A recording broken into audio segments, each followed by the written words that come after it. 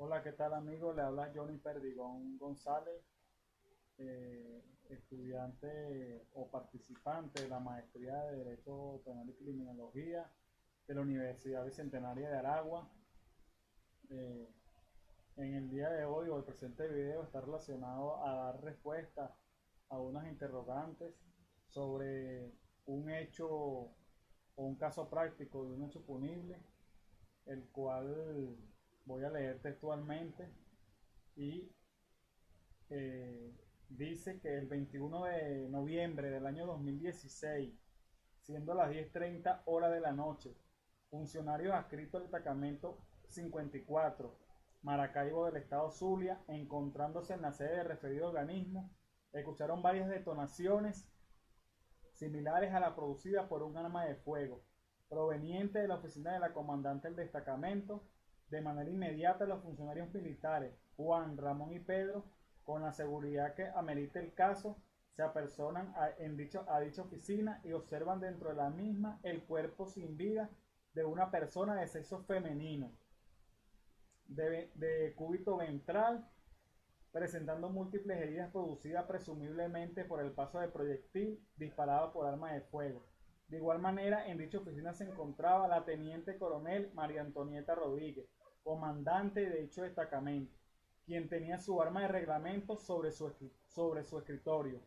Y aparte también estaban las capitanas Rosario Pérez, Jacqueline Anzola y los ciudadanos Francisco Lineal, Gustavo Martínez, quienes de manera desesperada manifestaban que la referida teniente coronel, sin causa justificada, le había efectuado varios disparos a la ciudadana José Fangarita, hoy Oxisa. Los ciudadanos Francisco Lineal y Gustavo Martínez se encontraban dentro de la oficina. Manifestaron que se encontraban compartiendo con la teniente coronel María Antonieta Rodríguez, que tanto esta como la interfecta se encontraban consumiendo licor desde tempranas horas de ese día. Asimismo manifestaron, haciendo énfasis que efectivamente la teniente coronel María Antonieta Rodríguez, jefa de esa oficina, sin razón alguna, había efectuado 5 disparos en contra de la humanidad de la ciudadana José Fangarita, hoy Oxisa, quien se encontraba en dicha oficina del destacamento. En vista de lo referido por los testigos del hecho, proceden a realizar la presión en fragancia de la ciudadana teniente coronel María Antonieta Rodríguez, quien posteriormente fue imputada por la comisión de los delitos.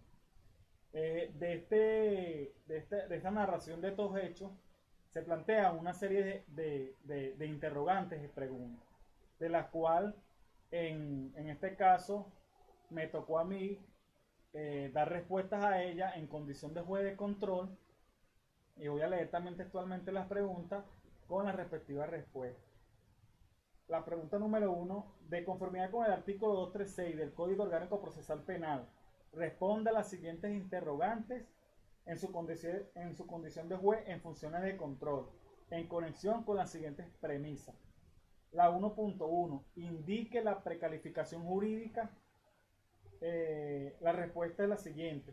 Este tribunal, primero, de primera instancia, en funciones de control de la circunscripción judicial del Estado Zulia, oída las exposiciones tanto del fiscal, imputado y la defensa, administrando justicia en nombre de la República Bolivariana de Venezuela y por autoridad de la ley, se acoge a la precalificación jurídica del fiscal por el delito de homicidio intencional establecido y sancionado en los artículos 405 y 409 del Código Penal, y en concordancia también con por el delito de uso indebido de arma orgánica, de conformidad con el artículo 115 de la Ley para el Desarme y Control de Armas y Municiones. Igualmente, se califica la presión en fragante, de conformidad con el artículo 234 del Código Orgánico Procesal Penal. En la pregunta 1.2, procedimiento a seguir. En este caso, en mi condición de juez de control, el procedimiento a seguir es el ordinario, de conformidad con el artículo 262 y 264 del Código Orgánico Procesal Penal, a fin de que se profundice la investigación y así determinar la responsabilidad exacta de la hoy imputada en el presente hecho. La pregunta 1.3, medida de coerción personal aplicable, e indique dónde observó la mínima actividad probatoria para culpar al sospechoso. La respuesta, se decreta la privación judicial preventiva de libertad de conformidad a lo establecido en el artículo 236 del Código Orgánico Procesal Penal, cuya actividad mínima probatoria es el arma incriminada con que se consumó el delito, la cual pertenece a la hoy imputada, la declaración de los testigos presenciales y referenciales del hecho. En la pregunta 1.4, que hace mención que indique los testigos preferencial o referencial, presencial o referencial. Los testigos presenciales son las capitanas Rosario Pérez, Jacqueline Anzola y los ciudadanos Francisco Lineal y Gustavo Martínez. Los testigos referenciales, los funcionarios militares Juan, Ramón y Pedro. Aquí es importante aclarar y señalar que en la fase preparatoria o de investigación no hay testigos, sino simplemente informantes. La pregunta 1.5 hace mención que se indique autor o partícipe del hecho punible. La respuesta: la presunta autora del hecho punible es la teniente coronel María Antonieta Rodríguez. En la pregunta 1.6 hace mención que se señale los fundados elementos de convicción. La respuesta: el arma incriminada, lo expuesto por los testigos, las actas de investigaciones penales realizadas en el sitio del suceso, así como los elementos recabados que pudieron ser la botella de licor, la concha de proyectil, colilla de cigarrillo y teléfonos celulares. En la pregunta 1.7 hace mención que explique cuál diligencia de investigación considera adecuada para la búsqueda de la verdad. La respuesta: actuando en estricto apego al principio de legalidad, las diligencias idóneas para la búsqueda de la verdad son las siguientes. 1. Inspección técnica del sitio de suceso. 2. Inspección técnica del cadáver. 3. Levantamiento planimétrico. 4. Trayectoria balística. 5. Experticia del arma de fuego incriminada. 6. Colectar los proyectiles encontrados en el cuerpo de la interfecta. 7. Solicitar el protocolo de autopsia. 8. Análisis de traza de disparo ATD. 9. Realizar estudios toxicológicos de víctima y victimario. 10. Identificar a la investigada correctamente con todos sus datos. 11. Entrevistar a los testigos del hecho, etc. Dicha diligencia deben ser dirigidas por el fiscal del Ministerio Público que corresponda. En la pregunta 1.8 hace mención cuáles diligencias de investigación corresponden ordenar al Ministerio Público sin autorización judicial.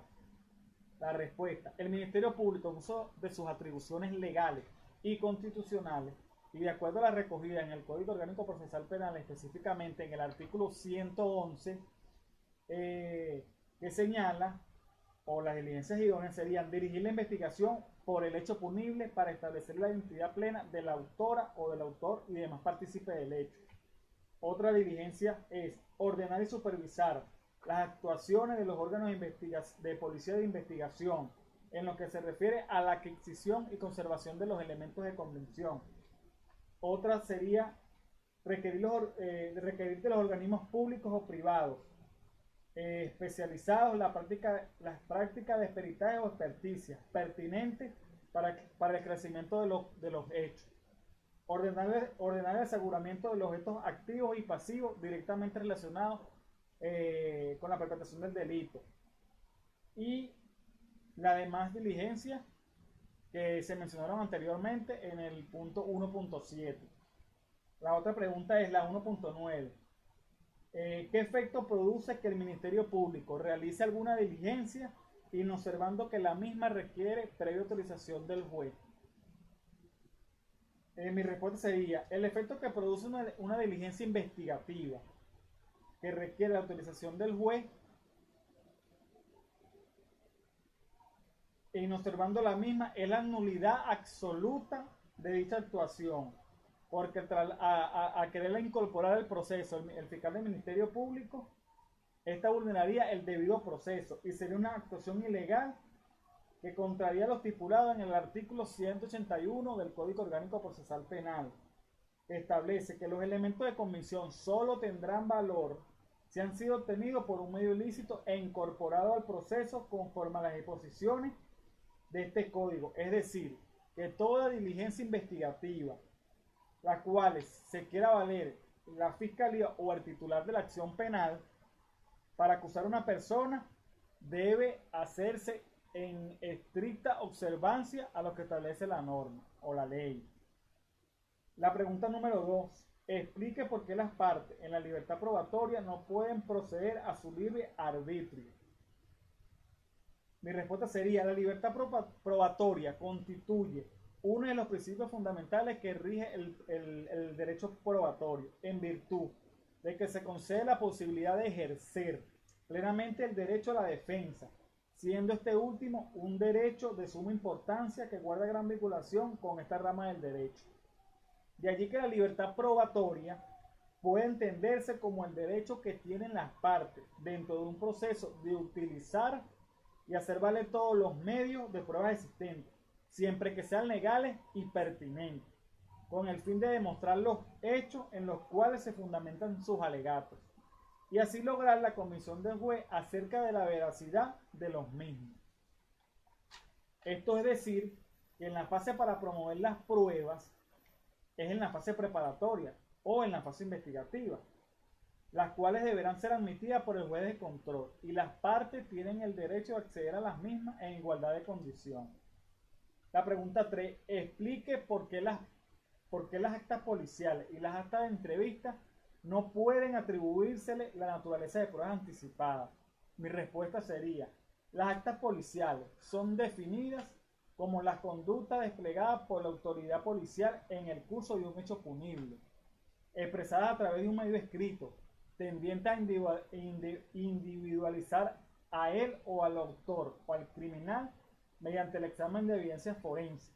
También pueden ser definidas como la narración de un hecho, de un procedimiento, de una entrevista o de un suceso que ha presenciado el funcionario o un hecho en el cual ha participado. Y por último, puede conocerse como el documento mediante el cual el funcionario deja constancia escrita del procedimiento, de diligencia o pesquisa efectuada.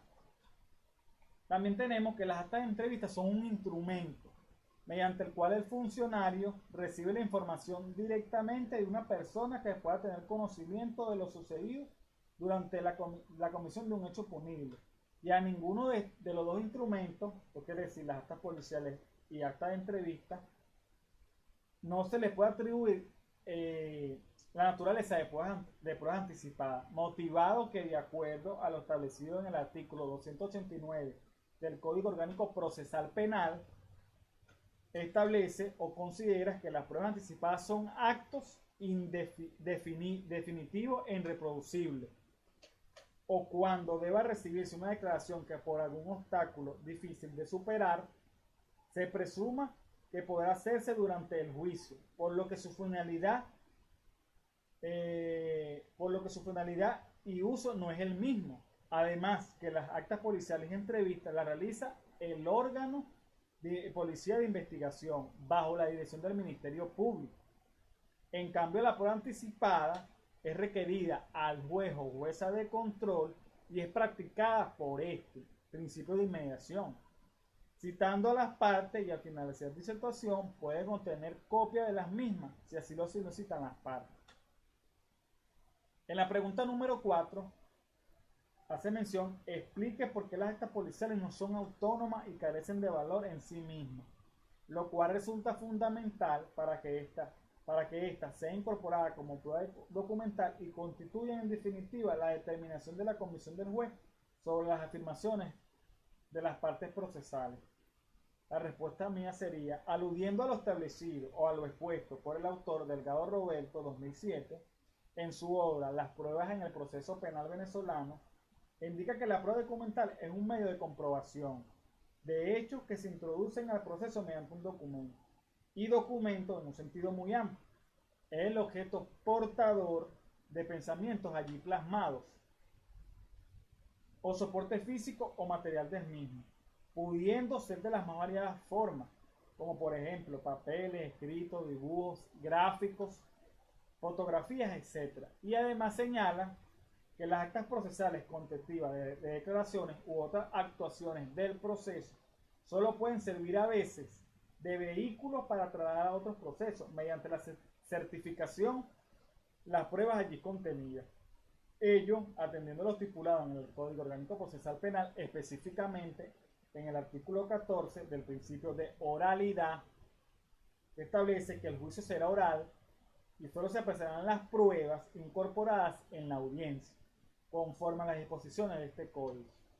También tenemos en el artículo 16 del principio de inmediación: los jueces o juezas que han de pronunciar la sentencia deben presenciar ininterrumpidamente el debate y la incorporación de las pruebas de las cuales obtienen su convencimiento. Esto es decir, que el Ministerio Público, como titular de la acción penal, para reproducir como medio de prueba toda acta policial o declaración testifical, deberá promover a las personas que la suscriben como testigos, a fin de que rindan testimonio en el juicio oral. Por tal motivo, las actas policiales o de entrevistas no son autónomas y no surten efectos legales sin la dirección del fiscal y la inmediación del juez o jueza de control. En la pregunta número 5 hace mención: explique si el juez o jueza en la motivación del auto fundado para realizar una mera opinión o íntima convicción formada al margen de las pruebas practicadas, la evidencia recolectada en el sitio de suceso o en la motivación en la sentencia. Mi respuesta sería que todo juez, como garante de los principios y garantías procesales, deben abstenerse a las pruebas que se desprendan de la investigación, preservando un juicio previo, oral y público, sin dilaciones indebidas, sin formalismo ni reposiciones inútiles, imparcial, salvaguardando todos los derechos y garantías del proceso, consagrado en la Constitución de la República Bolivariana de Venezuela, las leyes, los tratados, convenios y acuerdos internacionales suscritos y ratificados por el país. Por ello que el juez, en su decisión, debe abstenerse a decidir de acuerdo a los hechos y circunstancias descritas en la acusación y en el auto de apertura de juicio, o en su caso, en la ampliación de la acusación.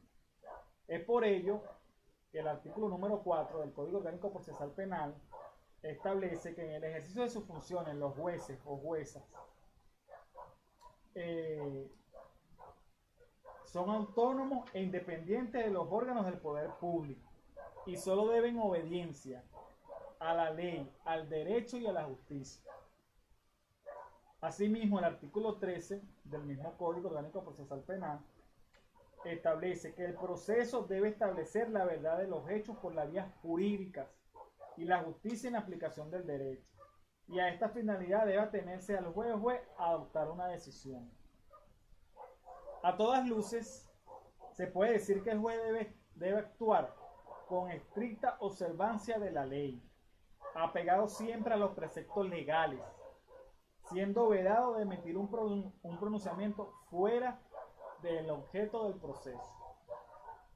Tenemos también la pregunta número 6, que hace mención: explique por qué está vedado al juez de prescindir de las reglas de la lógica, el criterio racional o de la regla de la sana crítica cuando desempeña su función. ¿Y qué principio se transgrede? La respuesta sería: en el proceso penal, el legislador dispuso que las pruebas deberán ser apreciadas por el tribunal según la sana crítica, la cual consiste en un medio por el cual se debe examinar y comparar las pruebas, a fin de que a través de las reglas de la lógica se llegue a una conclusión o sentencia. Si bien es cierto que la sana crítica, el juez resuelve sobre el valor probatorio del medio de prueba con completa consideración de todas las circunstancias extraídas mediante el debate, basándose en su experiencia de la vida y el conocimiento de los hombres de acuerdo a su libre convicción. Pero debe indicar en la sentencia su fundamento para la propia seguridad y con el fin del examen de la instancia superior. Específicamente, nuestro proceso penal venezolano no tarifa la valoración de los medios probatorios desplegados por las partes, sino que hay una facultad expresa, de acuerdo a lo establecido en el artículo 22 del Código Orgánico Procesal Penal, que establece que las pruebas se apreciarán por el tribunal según la sana crítica, observando las reglas de la lógica, los conocimientos científicos y las máximas experiencias. Esto es decir, si el juez al pronunciarse en una sentencia no sigue lo señalado en el artículo anterior, estaría en franca transgresión del principio de apreciación de las pruebas. Tenemos también la pregunta número 7. Diga por qué el juez no puede valorar la prueba confiando exclusivamente en su propia conciencia personal. La respuesta sería: el juez no puede valorar confiando en su propia conciencia porque él debe atenerse a lo alegado y probado en auto. Y no es lo que su conciencia le dicte, porque estaría adoptando una decisión íntima que pudiera causar daño irreparables a las partes y al sistema de justicia. Esto, de ser así, el juez no estaría aplicando el derecho, que es el fin último para impartir justicia con equidad e igualdad. Bueno, amigos, esto es todo lo relacionado con el hecho que se atribuye. Espero que les haya gustado. Se despide John Alberto Perdigón, participante de la maestría de Derecho Penal y Criminología de la Universidad Centenaria de Aragua en la unidad curricular Derecho Procesal Penal de la doctora Yerilico Nopolno. Hasta luego.